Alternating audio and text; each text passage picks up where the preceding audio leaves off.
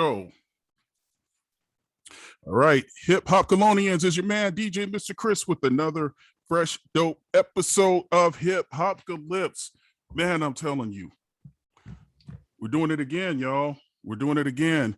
Today, I have a special guest. All of my guests are special, even when it's by myself. But today, I have another special guest that is on Hip Hop Calypse. I'm telling y'all, I'm not tripping with y'all anymore, man. You know, Mr. Chris is delivering. Today, I have a gentleman that way back in 1994, when Mr. Chris was on the dance floor, you know, doing his thing, you know, trying to be all GQ, Mr. Fresh and everything like that. You know what I'm saying? There was a little jingle that was out, and it also appeared on a very popular movie several years later. But we was on the floor because we like to move it back in the day. I used to tell people I like to move it. You know what I'm saying? We was jamming. Yeah. We was grooving. That was just one of many songs that this man was associated with, lending his pristine vocals. Today, ladies and gentlemen, I have Mr. Mark Quashie on the show. Oh, but y'all may know him as the Mad Stuntman. From a combo, real to real. Ladies and gentlemen, Mark, welcome to the show, man. Mr. Chris likes to move it. Mr. Chris likes to move it. Mr. Chris likes to move it. He likes to move it. Thank you so much, Chris, for being here, man.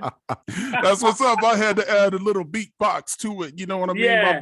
My Bell's palsy don't stop me from beatboxing from back in the day, man. Oh man, the voice still sounds the same many years later. So with that, it seems, and you know, it seems like you got the microphone in the back and everything. Still sounds like you lacing some tracks, Mad Stuntman. What's going on with you today? Yeah, I got the microphone in the back here, but I don't have a studio set up because I don't know nothing about that. You know, but I have a friend, if time to record, he would bring over his computer and we would get down and we record vocals for new music, you know? Man. Okay, so what's going on today? Talk to me before we get into it. Talk to me a little bit about some new sounds that you're coming out with. What have you been doing lately? Lately, I've been working on a lot of new different music, reggaeton with the Spanish group Proyecto Uno that I've worked back in the day with. Also, I worked with the Jamaican legend out of Jamaica. His name is Cutty Ranks. Yeah. Remember Cutty Ranks, right? Yeah. I think he came out with a cut that I used to like called Girl, You Make My Day from back in the day. 6 million ways to die. Choose one. Live one, yeah. Me, I go cut them down, send for the so chopper. I'm working with him. I'm also working with a lot of upcoming artists as well. You know? Okay. You know, I like working with up-and-coming artists that got the talent and hungry enough for it, you know, and their new ideas and everything mixed up with my ideas, and it's all good, you know. That's what I've been doing, producing and recording as well, you know. I work with a lot of different producers as well. How is it working with some of these new up-and-coming artists? Because, you know, back in the day, you had to, and again, we'll get into a little bit about how you became you in a few minutes, but just, you know, just asking, how is it working with some of the new kids that's coming up? Are they learning a lot from you? Are you learning a lot from them? I know back in the days, you really had to have talent. Not saying that they're not talented, but I'm saying it was a different degree of talent that you had to have in order to get played on the radio. So what's your experience like working with some new up and coming artists? My experience with them, you know, you got to stay consistency of what you want to do. You know, everything you gotta be creative when you're writing. You just can't write anything, you know. There's some things that goes for some people, like the younger generation, the way how they rapping and and they using less words in their song, but more sounds and everything like that. It's cool. I'm up with everything, but you got to write consistency if I have a topic to write on a song, that's the topic we're gonna write about. You're not gonna write something else, and Hmm. and leave the topic. We have to stay on the topic, the hook, the verse. It got to be related with the hook. The hook Okay. got to be related with the verse. And this is how I like to write, and I like to teach them that as well. You got to have patience. We're hungry. We all hungry in this game together, but you got to have patience and you got to listen. You Right. definitely got to listen. Right. Which in a lot of cases, especially if some of the younger artists and everything like that, those that want to achieve, they will listen. But some of those that, just looking to come in and come in and get rich quick and get the Yeah. notoriety and the prestigiousness quick, those are the ones that tend to not do so well in the industry from what Hmm. I'm learning from speaking with other artists. So Yeah. now you came up around the time to where it was an explosion. Um, you know, I like to move it reached number 5, I believe, in the UK in the Hmm. charts. Yeah. And I think you topped somewhere around, 50 or something like here in the United States. Now, with having such a major presence here in the United States and an acceptance of a music that we weren't really familiar to, that had to make you really feel good to know that your songs are being accepted here in the States, when commonly that was more of a genre that was more fit for the UK. But over here in the United States, you did some damage, man. How did that make you feel? Oh man. When the record took off, Eric and I were like, Eric Morello and I, the producer, Mm-hmm. we were like so amazed that And we rest couldn't in peace believe to that the Eric. record Rest in took off peace the to way it Eric. did. Mm-hmm. Yeah, Rest in rest in peace to peace. Eric. Rest in Rest in peace to peace to Eric. Eric Morello. Definitely passed away such at a young age of his Mm-hmm. peak, and I'm here to carry the torch for that, you know. Okay. But So, so you guys, what was the expectation of the album? Now, where did it hit first? Did it hit in the UK first, or did it hit here in the United States first? it hit in the UK. Okay. The UK picked it up. It was crazy over there. And when Eric Morello got a phone call, whoever called him, he relayed the news to myself and the dancers. He was like, "We got to travel to the UK to do 22 shows." Mm-hmm. And that was amazing. I was like, 22 shows. Oh my God.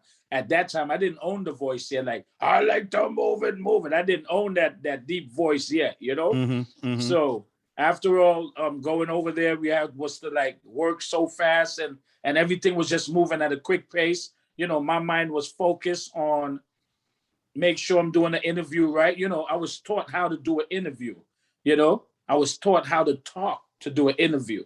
Mm-hmm. And that was very important to me. So I try to relate the same thing to the up and coming artists that I'm working with.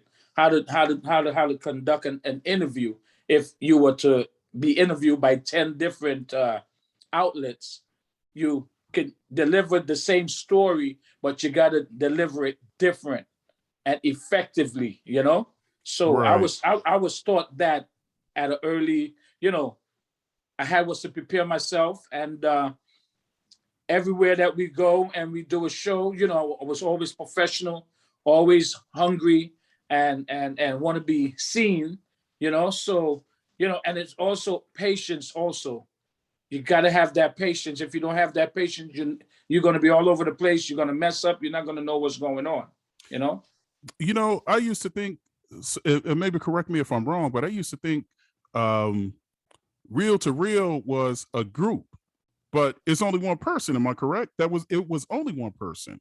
Maybe you could Yes. clear that misnomer up, which was Eric Murillo, ladies Yeah. and gentlemen. Real, So, real to real. When we came out as Real to Real featuring the Mad Stuntman, it was supposed to be for the world to know the Mad Stuntman is from Real to Real. Real to Real is featuring the Mad Stuntman. The Mad Stuntman is the only voice on that record. You're gonna hear it sound like two different people. You hear a regular voice and then you hear a deep voice. is only one person, which is me. You know, I'm the original singer, I'm the original writer of the song, and Eric is the original producer of the song. You know, he did his thing. Now you guys collabed on a couple of other tracks. You care to share what those other tracks were as well? yes, the other track we collab on was Go On Move. Go On Move was one of the first songs that we have done before I Like to Move It. And it was just an underground track. It was more like, go on, move, make your body groove, groove. Bibbidi bum bum bum, make house go mad. Bibbidi bum bum bum, make jazz go mad. I Bibbidi can't bum do. bum bum. I've been trying to do that for 20 years and still can't do it. You gotta do it slow. Bibbidi, bibbidi, bibbidi, bibbidi, bibbidi, bum bum bum. BDD, BDD, BDD, BDD, BDD, bum, bum, bum, bum, bum, bum. Okay. Bibbidi bum bum bum, make house go mad. Biddity bum, bum, bum, make house go mad. Bibbidi bum bum bum, make jazz go mad. Bibbidi, I don't beat up, be Josh go mad. Okay, we'll get it one day. Yeah, but those words are exactly what the words are, because before it was changed to make house go mad and make jazz go mad, make house music go mad and make jazz music go mad. I used to say, we are go bibbidi bum bum bum bum bum Saddam. That was the original song. I used to sing about what was going on in the world when Saddam was in office. So I used to say, we are go bibbidi bum bum bum bum bum Saddam. And Eric said he liked it, but I had to change the words. Instead of saying bum Saddam, I got to say make jazz go mad and make house music go mad. So that was switched up to that, you know? How was the working relationship with Eric? At the beginning, we had a great work relationship at the beginning. It was constantly work. You know, we would have one or two laughs in there, you know, have a great time. And that's what it was. Okay. Because everything was just moving really, really quick, you know? Okay.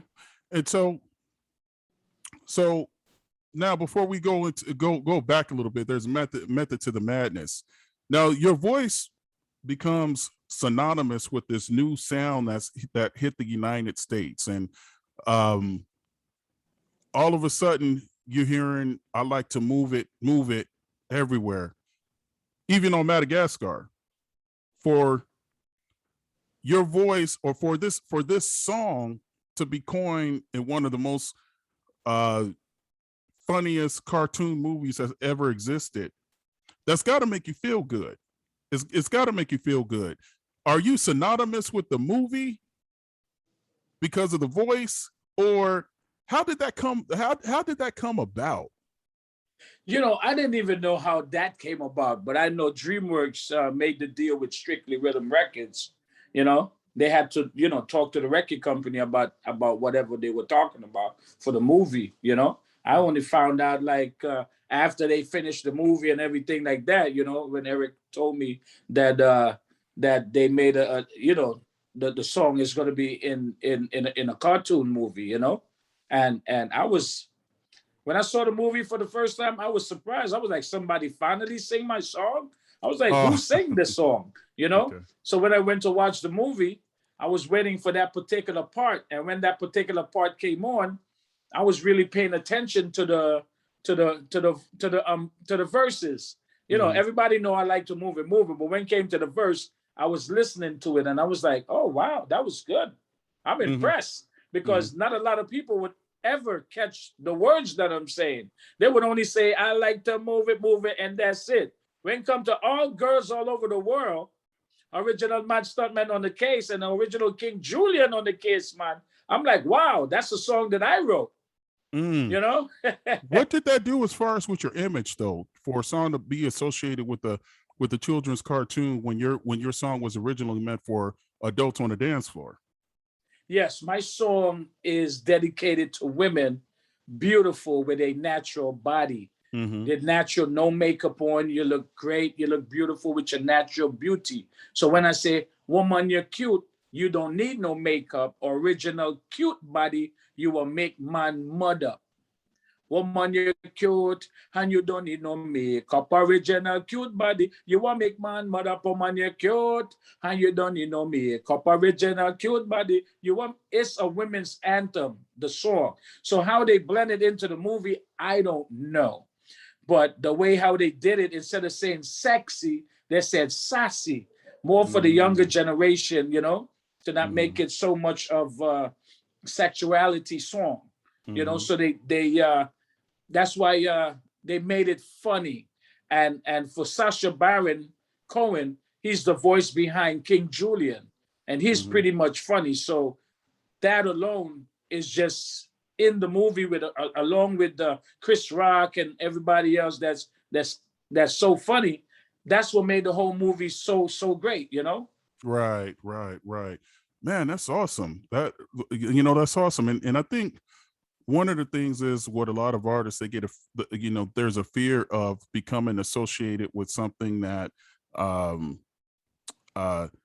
anything to do with kids, especially Yeah. especially and that's one of the artists' biggest fear. Hey, listen, we don't want to be associated with kids movies. We don't want to be associated with action figures. We don't want to be associated with cereal boxes. Yeah. So now you're from Trinidad. Yes, I'm from Trinidad and Tobago. Yeah. Okay.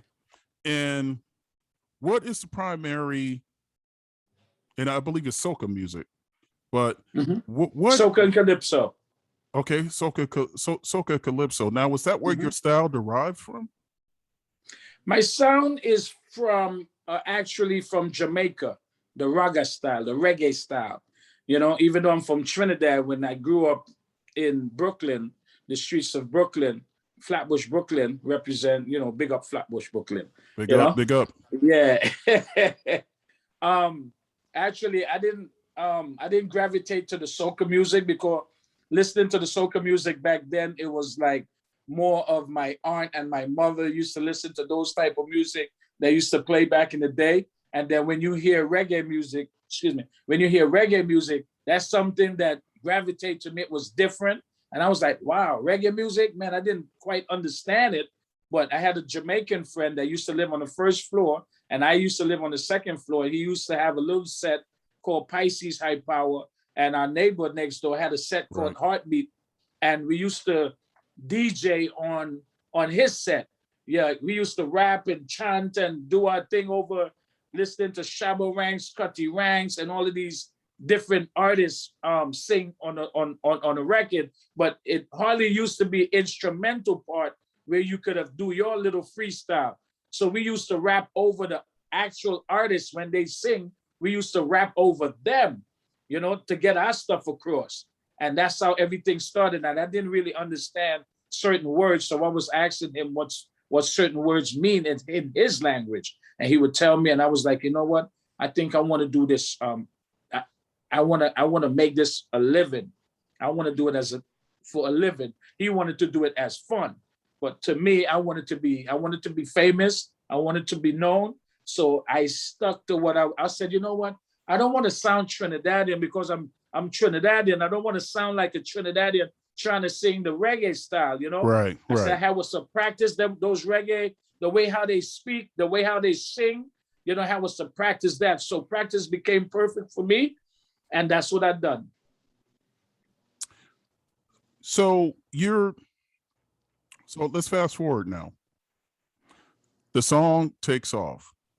What was your lifestyle like? Because you guys were in high demand. I don't think there was a time to where there was any dance CDs. If you're looking at the infomercials and stuff like that, there wasn't a CD that didn't contain "I Like to Move It" on it. Any dance, you're looking at the commercial, it would have all of these artists, and then you would hear all of a sudden, "I like to move it, move it. I like to move it, move it" on a commercial. You're in high demand. What was your lifestyle like at that particular point of time? We're talking like 94, man. 95, 96, around there. What was it like living back then? The music was everywhere on every compilation there is that they would put out. It was just work, go to this club, travel back and forth to different the UK was the main base that we would live in the UK and fly out to every other country and come back to the UK, stay for a little while, and then fly back to another country. And it was constantly busy, interviews, shows, concerts, everything. It was just life on the road as an artist, you know? And I always kept my composure to be calm. Excited, yes, but I kept it in. I was like, wow, I can't believe that I'm actually getting my break and we're here. So there's no turning back, you know? We just have to stay consistency of who we talk to, how to talk, and make sure that we're not lingering around when we go to a hotel and we don't come outside because you're going to get bum rushed by the crowd. You know, it was that the fans were everything. The fans, they were there. They were there. They know that I was traveling to the UK or any other country before I knew that I was going to a certain country. They would be in the airports with their autograph books, waiting for autographs and all of that stuff. Man, it was crazy. It was amazing. We first traveled to Russia in 1994, and we did a big show in St. Petersburg, Russia, outside, and it was 500,000 people. Wow. 500,000 people. Wow. When fame strikes you like that, it could be a little bit difficult to grasp, but was it overwhelming for you? Was it overwhelming for you? Was it something because fame has its gifts and its curses. Mm-hmm. How did you adapt to it? Because one day you're going into the studio recording, you know, several songs. You guys are in the studio coming up with ideas, talking. Now your song is in clubs. Your songs are on radios. You're talking to I see, you know, El General, who's, you know, was dubbed the father of reggaeton. Yeah. You know, you're involved in now a culture. You're looking at a movement, but how did you take to fame? What did it do? What did it do for you, or what did it do against you? You know, the fame, it just put me to a more be careful, you know, with what you do, because what you were doing before you can't no longer do because you're in the eyesight of television and people that gravitate to you. So Well, you just have give to. me an example. Give me an example, and I'm not talking like going to the grocery store, but kind of give me an example if you can. If I go to the grocery store, I couldn't do it alone, you know, and that's something that I would like to do, like just walk out and go somewhere by myself and not have security. But you know, at times that we would have security, the dancers and I, you know, the dancers and I always stay close because we used to stay in a flat in the UK, and when we want to go to Piccadilly, oh man, it was crazy. What is People would notice Piccadilly? us. Yeah. What is Piccadilly? Piccadilly is like Times Square. Okay. You see how beautiful Times Square is? Mm-hmm. Piccadilly in the UK is just like that. Okay. It's like it's colorful, it's bright, everything is going on down there, you know? Okay. Okay. Yeah. Wow. So now you fast forward. When did you start noticing the lights dimming a little bit? Because that genre of music, I guess it was electronic. Yes. That genre of music, it had a strong run, but not really a long run. When did you start noticing the change with the music? When did you, was there ever time that you said, you know what, okay, in order for us to compete, we're going to have to switch our style up? Did that ever come about? Did you guys ever consider switching your style of music up, or was it just, hey, you know what, we're going to ride or die in this genre? You know, in the genre, when we was doing the Move It album, you know, we was to do a Move It album because the song was so hot as a single. We had to do the Move It album, so we went back to New Jersey to do the album. You know, they wanted me to do the album in the UK, but I wasn't really getting no vibes in the UK. You know, I get my vibes from New York, you know, New Jersey. That's where all the vibes is, you know, because I can't focus. I can't focus on what's going on with all the excitement in the UK. So when I get back home, I would be writing the new songs, you know. So that vibe alone just gave me a peace of mind, a peace of mind. And I always write about women, regardless of what. I always write about a girl or girls and in the club having a great time, because the guy's gonna follow no matter what. They gonna automatically follow. So I always stay consistency of writing all girl songs. That's what here, all girls all over the world. That's the concept of every song that I write. Well, without getting too personal, and if it is, you don't have to answer this. Were you involved? Were you in a relationship at the time, at the height of your popularity? Yes, I was in a relationship with my first wife. Okay. You know, How did that? How you said your first wife? yeah. So when you, as popular as you guys were, how difficult was it to maintain? How difficult was it to maintain a relationship because you're gone all of the time? Perhaps, you know, your spouse doesn't understand the demands of being a celebrity and the demands with staying on top, because this is also your livelihood. How difficult was that to maintain a relationship? Oh, my wife was good. She ain't had a problem at all. I'm not home. She have all the money to spend, so she's doing what she wants to do. Uh, I'm working. We never had a problem with that at all. You Hmm. know, she always Hmm. say, "Hey, you going over?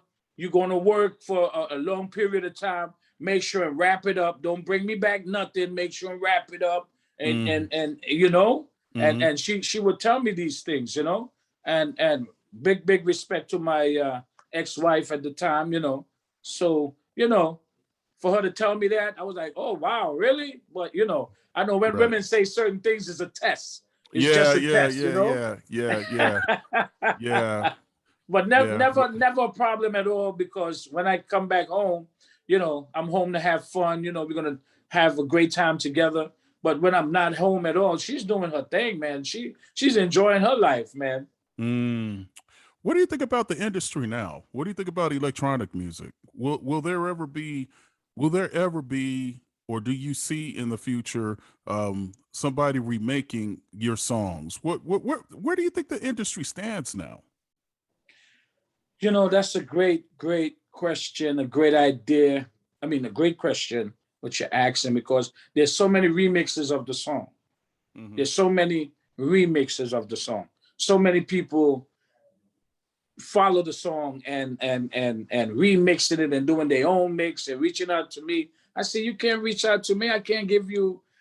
You have to contact the publishing company. If you're gonna put the remix out or whatever, you gotta contact the publishing company. You know, Hmm. I that has nothing to do with me. You know, Hmm. but there's loads of remix. You know, and but there's not a remix of the Mad Stuntman. The Mad Stuntman never put out any remix of "I Like to Move It" at all.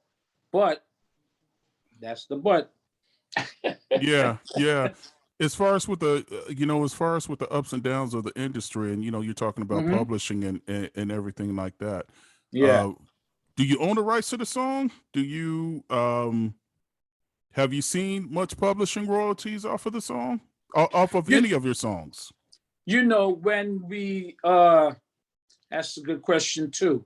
You know, a definitely good question. I've seen royalties, yes, definitely seen, but you know how the game go. Hmm. You know how the game go. Yeah, like So maybe one point out of 100. I'm telling you, man. Yeah, Okay. I've seen. I can't complain and say, oh, I didn't see any show money or anything like that. I had a great time. You know, I'm a Hmm. free-handed person. I like to give, so I give people what they don't have. You know, but Hmm. sometimes you can't be giving too much. You can't be giving your life away.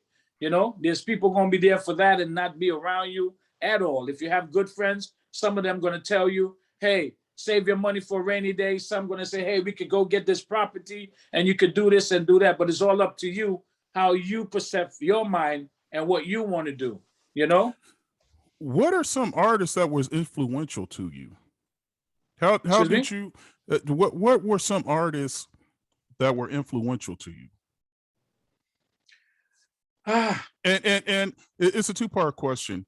What artists back in those days, even when you were popular, mhm. even when you were on stage, what Yeah. artists that you say, man, this guy or this gal is influential? I want to mimic my style, or I want to try to take her style and make it better, make it mine. What artist was that? And the second part of the question is, what artist inspires you today? You know, I never choose to take someone else's style and make it mine. I always say I want to become better. If I'm going to mimic somebody, I'm going to be better than that person. But I never Mhm. mimic anyone. I just want to be the Mad Stuntman. That's why I came out with just having a different name, just being different and Mhm. being the Mad Stuntman. I got my name from the Fall Guy, where he does his own stunts in his shows, The Fall Guy, every weekend, and he sings about I'm the unknown stuntman. When you hear that theme, I was like, wow, stuntman. I was like, okay, I'm gonna take that name because a lot of different artists has the name of Lee Majors, the Bionic Man, Steve Austin. There's a lot of Jamaicans that have those names. So I was like, wow, what's name The left six from one million dollar person man. who is Yeah. Lee Majors? I said Stuntman. I said, Yeah. that's a great name, From you the know? Fall Guy. Yep. Yes. And then the mad part came in when my friends used to dare me to go talk to a girl across the street. And I would go talk to the girl, get the number and everything.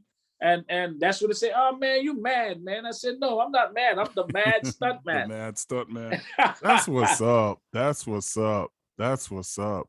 Man, oh man. So now just a couple more questions to ask you. Yeah, sure. Now you're doing some, I seen a a video you and Cuddy Ranks and everything on that. Yeah.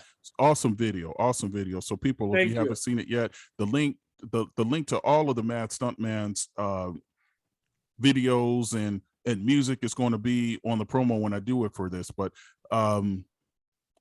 what's the direction of your music now? The direction, I'm still doing dance music, I'm producing myself as well. So those music I haven't, brought out yet. I have a song featuring Freedom Williams from CNC Music Factory. I Oh have a song yeah, with him. that Yeah, that's my man there. yeah, yeah. Maybe you can put a shout out for me because I've been trying to get him on my show actually. Oh, definitely, man. I'm gonna give him your number, man. I'm gonna definitely give him. I I was talking appreciate to it. him this morning. Oh, that's the homeboy there. Yeah, I think Yeah, I seen a few pictures of him, man. He still looks good. Brother still yeah. looks He healthy. still got it, man. Yeah, I think they had a show not too long ago. He was on stage. Yeah, You yeah. know, I like that. Play that beat, bang. Yeah, he's dope. He's dope, man. He's dope. Yeah, he's dope. He's dope. Yeah. Um, so your music now. What can the fans look for? What can we look forward to in the future? I know you got some new music out. I know that you're working with some people and everything like Hmm. that. What can we expect on this on these new pieces? On this, what are we? Can we expect a new sound? Can we expect new grooves, new melodies, new harmonies? Is it going to be at today's standard? Is it going to be up like with you hear the Bruno Mars or Justin Timberlake? You said it's dance music, but in comparison, what can we compare it to? The type of music I'm doing is what everyone is doing. I'm not gravitating to just dance music. I'm doing the reggaeton. I'm doing the Afrobeat. I'm doing hip hop. I'm doing dancehall.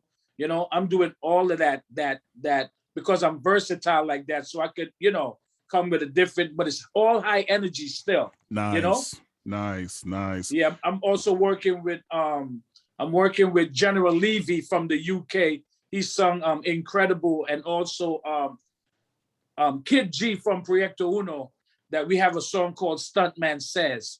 And we Mm, also has a lyric video for that.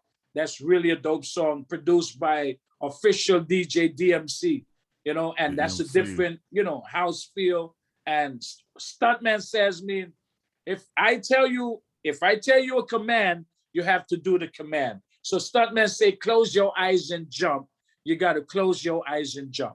Nice, nice, nice. So add a little twist. I got you. Hey, I Yeah, can see that. I can see that being a popular dance floor yeah. song. Oh And I'm man. also working on. I have a soca EP coming out. Well, it's Mm, out now. Soca for summer. Since I'm from Trinidad, and in that same groove of soca, why not come with my own EP and feature some artists on that as well right, to help right. me along the way, and we all party and have a great time, and the different culture and the different styles, and it mixed up with the Spanish artist singing and doing his thing. It is amazing. People need to know that music of any genre brings people together. It's a It is. togetherness. So that's what I'm trying to create for everyone, whether it's the young to our grandparents, to love the songs that we put out. Yeah, and it's got to be very special to you too. Just using that as a segue, it's got to be special to you that you created something that touches generations. You Mm-hmm. know, by way of DreamWorks or in video games as well. Yes, Um, video games. The song came in Bullet with Tupac. It right, came in Masters of Disguise. It was also in Saving Silverman. Saving Those Silverman. Yeah, movies, it's all over the place, and I'm overwhelmed by just seeing everything gravitating in my face today. They got the new trend with the dance, and they're going like this, and it, right. the And dance and, is and I do want to let the listeners know that you are not a one-hit wonder. oh no, oh You are no. not so if you guys thought in your mind that okay, this is one hit one, no, no, no, no, no, no. This is not a one-hit wonder. Y'all need to go on Apple Music and go down the list, because you guys like me that was jamming on the dance floor, there will be some familiar tunes. So this was not a one-trick pony. This was not a one-hit wonder, ladies and gentlemen. So with that said, the Mad Stuntman. Why don't you let Right. people know? Why don't you let people know where they can find you at? They can find me on my Instagram page, which is the Mad Stuntman Official. They can find me on Facebook, the Mad Stuntman. Those two that we use a lot. I'm just starting to get used to the Instagram and Facebook and TikTok and all of that stuff. I see everyone is on TikTok doing everything. That's something that I love, but I have to learn it. I have to learn. I have to Yeah, learn. Yeah, but yeah. it's not hard to learn, but I have to put more time in to do it. No, I got you. I got you. I Yeah. got you. And shout out to Ruben. Shout out to Shout Ruben out for to Ruben Martinez. Definitely big yeah. shout out to Ruben Martinez. My manager, Preston Sullivan. Big up, big up. Also want to big up my aunt, man. My aunt that her name is Lita Ramota. She's been there from the beginning of time. That's how we got to America. My family and I, and she had a big part to play in that. So I never really thank her for that, because without her and my mother and my family, I would not be here right now today, and Man. definitely God and the fans and my dancers. My dancers need recognition too, because I'm on stage performing. Yeah, the girls love that. But when the girls are dancing on the stage, the guys love it. That keeps the guy's attention. Hey, Yeah, right, right. yeah, Absolutely, yeah. absolutely. The Mad Stuntman. My last question before I let you go, sir. If Thank you. if the Mad Stuntman can go back, the Mad Stuntman of today could go back and talk to the bad Stuntman of 1994, 1995, what would the man today say to that kid in 95? What kind of advice would you give him? The advice I would give is to listen, save your money for a rainy day, and don't go spending your money wild like a crazy animal. Because one day you're going to need it. Mhm. One day you're going to need it, and no one is going to be around you. And always stay consistency.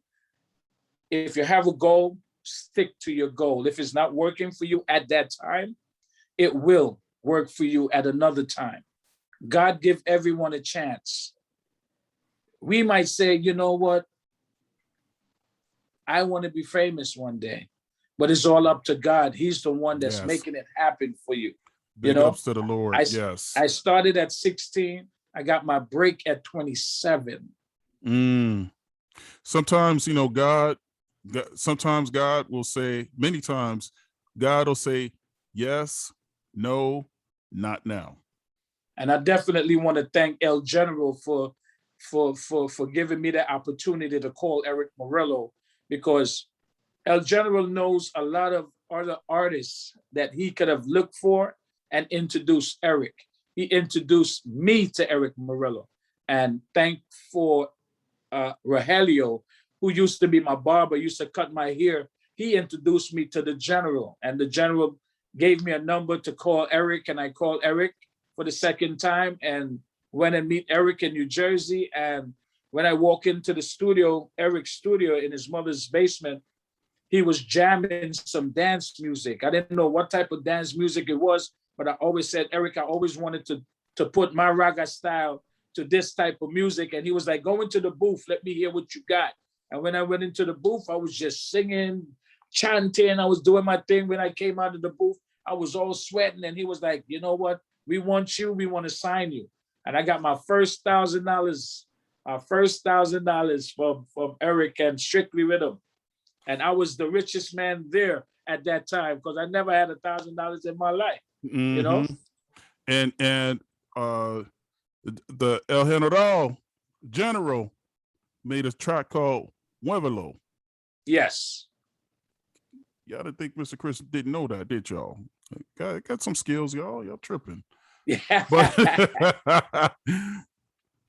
the Mad Stuntman, thank you so much for being on my show, man. Blessings. Thank you so much, Mr. Chris. I love it, blessings, man. Blessings, man. Thank you so much. Your songs, your music, Real to Real, that whole collab, it was really infectious back in my heyday, I guess you could say. It lent a spirit. It was a positive spirit. It was a spirit of enjoying my youth, enjoying my spirit, enjoying my mind, wanting to be free. That's what your music did for me. Yeah. And I want to sincerely just thank you, because I have a lot of memories of dancing, listening, the sound, the cars with the booming system, jamming to your tunes back in the day, whether it be in Oceanside, California, shout out, or Vista, California. We were jamming on our way to the club, getting dressed, putting on some Polo Cologne or some Jacquard Noir, getting ready to get on the dance floor. That's what it was about. It was all about dancing. It was all about dancing, having a good time. Good time. Sir, thank you so much for being on the show. Hold the line for a second. Thank you. Hold the line.